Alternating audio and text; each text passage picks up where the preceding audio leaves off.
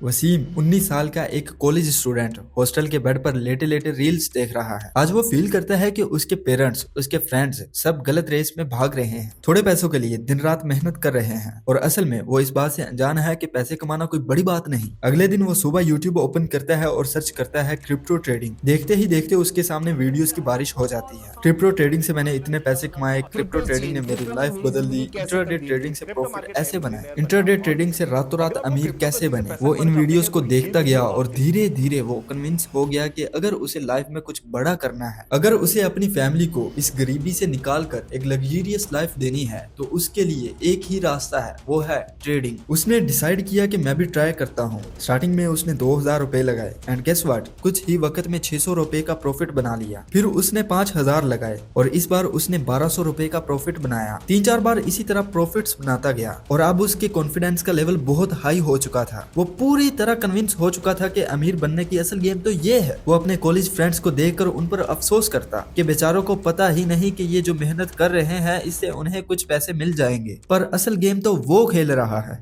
अगले दिन वसीम पूरी तरह मोटिवेटेड होता है। वो इस बात से कन्विंस हो चुका होता है कि वो क्रिप्टो ट्रेडिंग को पूरी तरह समझ चुका है और वो डिसाइड करता है कि अब एक बड़ा मूव लेने का वक्त आ गया है। उसके पास जितने भी पैसे थे, पापा की भेजी हुई कॉलेज की फीस, हॉस्टल की फीस और जो भी एक्स्ट्रा मनी थी, वो सब एक ट्रेड में लगा देता है। और वो अपने दोस्तों को भी बोल चुका था कि भाई अब मेरी लाइफ पूरी तरह से बदलने वाली है, तुम लोग बस ये फालतू की मेहनत करते रहना। वो स्क्रीन को बड़े ही गौर से देख रहा होता है। कैंडल्स ब्लिंक कर रहे होते हैं, कभी रेड तो कभी ग्रीन, कभी ग्रीन तो कभी रेड, फिर ग्रीन फिर रेड। फिर अचानक ग्राफ में एक सडन क्रैश आ जाता है। बस 10 सेकंड्स में उसने वो सारे पैसे गंवा दिए। उसका दिल बहुत तेज धड़क रहा होता है, हाथ कांप रहे होते हैं, माथे से पसीना गिर रहा होता है। उसके माइंड में बहुत सारे सवाल गूंज रहे होते हैं। कॉलेज की फीस का क्या होगा, हॉस्टल के रेंट का क्या होगा, पापा ने ये पैसे कितनी मेहनत से कमाए थे और मुझे सेंड किए थे, मैं उनको क्या जवाब दूंगा। और ये कहानी सिर्फ वसीम की नहीं बल्कि उस जैसे पाकिस्तानी 3 करोड़ से भी ज्यादा ट्रेडर्स की है, जो सिर्फ 2025 में 600 मिलियन डॉलर्स का लॉस कर चुके हैं। और वही कुछ ऐसे इंस्टीट्यूशंस भी हैं जो इस मार्केट में एक दिन में करोड़ों का प्रॉफिट बना रहे हैं। तो सवाल ये है कि आखिर हर बार छोटे ट्रेडर्स को ही क्यों लॉस का सामना करना पड़ता है? क्या ये कोई इंसिडेंस है या कोई अनसीन पावर जो पर्दे के पीछे ग्राफ को बड़े ही शातिर तरीके से कंट्रोल कर रही है? क्या ये मार्केट वाकई में वसीम जैसे ट्रेडर्स के लिए बनी है या फिर वो बस एक बड़े प्लेयर्स के सिस्टम का छोटा सा प्यादा है? आखिर इस पूरी मार्केट की शुरुआत कब और कैसे हुई और आखिर क्यों ये आज गैम्बलिंग का रूप लेती जा रही है? तो आइए आज हम क्रिप्टो ट्रेडिंग की पूरी कहानी को डिटेल में समझते हैं।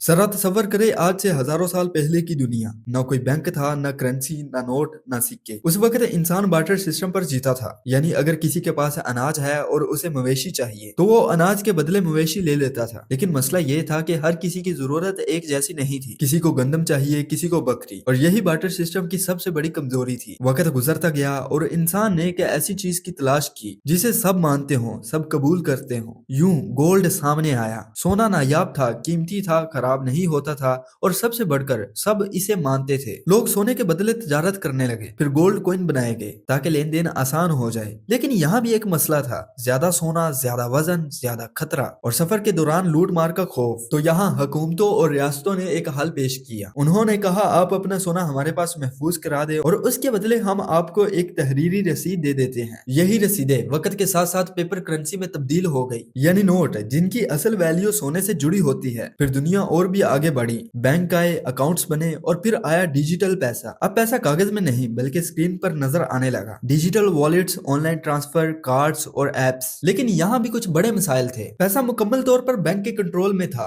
अकाउंट्स फ्रीज हो सकते थे, हुकूमतें चाहे तो ट्रांजैक्शन रोक सकती थी और सबसे बढ़कर आपका पैसा हकीकत में आपके कंट्रोल में नहीं था। और फिर सन 2009 में दुनिया ने एक बिल्कुल नया आइडिया देखा। एक रिसर्च पेपर पब्लिश हुआ जिसका उन्वान था bitcoin, a peer to peer electronic cash system. इस पेपर को लिखने वाले का नाम था सातोशी नाकामोटो। आज तक कोई नहीं जानता कि ये कौन था, एक इंसान या इंसानों का ग्रोह। सातोशी नाकामोटो का मोटिव बहुत सादा लेकिन बहुत ताकतवर था। वो एक ऐसा पैसा बनाना चाहते थे जिस पर हुकूमत का कंट्रोल ना हो, जिसमें कोई मिडल मैन ना हो, जहां ट्रांजैक्शन शफाफ हो और सबसे अहम पैसा वाकई आपका हो। और इसी सोच से जन्म लिया बिटकॉइन ने। ये एक ऐसी डिजिटल करेंसी थी जो ब्लॉकचेन नामी टेक्नोलॉजी पर बनी, जहां हर ट्रांजैक्शन कोड होती थी, महफूज होती थी और बदली नहीं जा सकती। बिटकॉइन के कुछ बुनियादी असूल थे। लिमिटेड सप्लाई, सिर्फ 21 मिलियन बिटकॉइंस होंगे। डिसेंट्रलाइज सिस्टम, किसी एक अथॉरिटी के कंट्रोल में नहीं। ट्रस्टलेस सिस्टम, अतमाद इंसान पर नहीं कोड पर किया जाता है। और यूं पैसा एक नई तारीख में दाखिल हो गया। बार्टर से लेकर सोने तक, सोने से कागज तक, कागज से डिजिटल वॉलेट्स तक और अब डिजिटल करेंसी